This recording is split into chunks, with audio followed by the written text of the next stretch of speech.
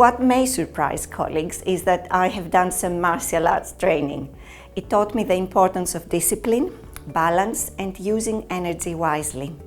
Those are exactly the skills needed when navigating health policy, keeping your footing even when the environment is unpredictable. One of the things that came out in the Early Careers Conference was that I played a little clip when I was 9 years old and it was singing at the Mersey Beetle conference and then on the radio. But it was just introducing that was the background before medicine, you know, in terms of enjoying creativity, singing, that kind of thing. I'm half Norwegian and I'm just about to build my third log cabin. In Norway? Yeah, using chainsaws. Now this one's going to be in Scotland, but I built two in Norway. I like running, so I've run a few marathons and a couple of ultra marathons. I've been playing in a Ceilidh band for about 17 years with a group of friends that I met at medical school. So there's 4 GPs now and we still play in the Ceilidh band. We've done all sorts of gigs over the years, which has been a lot of fun.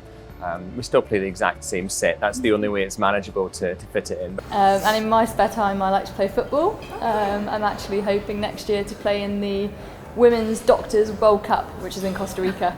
So watch this space. Amazing.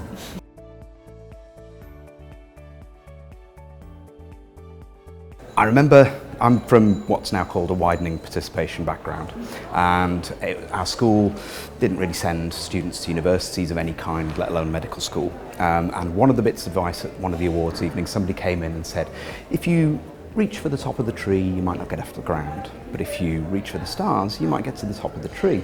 And I think that's what the college is about, the highest standards of general practice. The best advice I have had was, when the system feels overwhelming, always come back to the why, the patients in front of you. That's been my anchor. It reminds me that policy isn't about structures or committees, but about making care better for people. Somebody once said to me, if you've got a goal, there's no guarantee that you'll achieve it, but if you haven't got a goal, there's a guarantee that you won't. So I like that advice, just have a target and aim for it, and it's okay if you don't get there, but that was the ultimate win, is to have some sort of target. I was recently told that, let me get it right, humility isn't the same as false modesty. And I'm still kind of working out what that means. To listen more than you talk. I think that's probably a good one, and it comes up in different forms from different people, but I think focusing on listening more than talking would be the best bit of advice. My friend and colleague, Professor Anis Ismail, told me that he'd been discussing in theatre with a surgeon about how the surgeon shortlisted candidates. And the surgeon said, it's very simple. If somebody's got a foreign sounding name or an Indian surname, actually, I just put it in the bin. And the result of that conversation with him meant we did a piece of research. We sent fake CVs, one with an Indian, one with a traditional English surname. And guess what? We found you were half as likely to get an offer for a job interview if you had an Indian surname. Now, why did that change me? Because it made me realize that life was not a rehearsal. That actually, you need to challenge things now.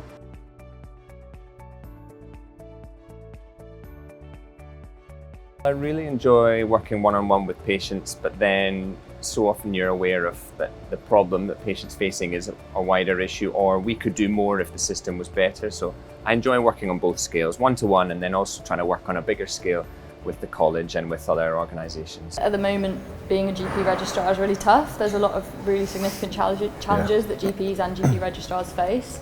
And I think we just feel really strongly about tackling some of those challenges, and I think we feel we've got some kind of joint experience and knowledge at this point, having been on the Registrar Committee for a few years, where we can give it a go to tackle them.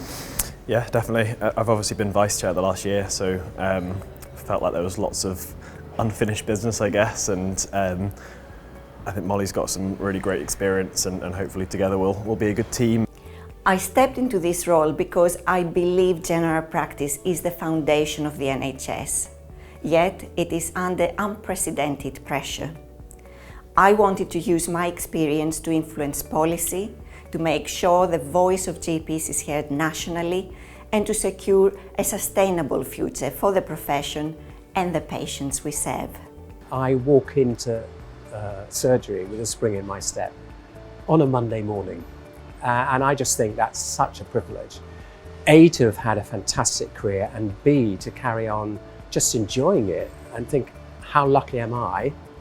And I suppose what I want to do, therefore, when I'm the president and or provost, is actually to help everyone else reach that sort of joy and aspiration in their career as a GP. Other people's faith in you is a powerful motivator, so that's what came across, and then when I thought, actually this role really does sing to the skills I've got, and there are certain roles that I'm just thinking, no, I'm not suited to that. So it's knowing my own limitations and realising that actually I've got a lot to offer for the college. The college has given me quite a lot in my career, so it was time to sort of try and return the favour.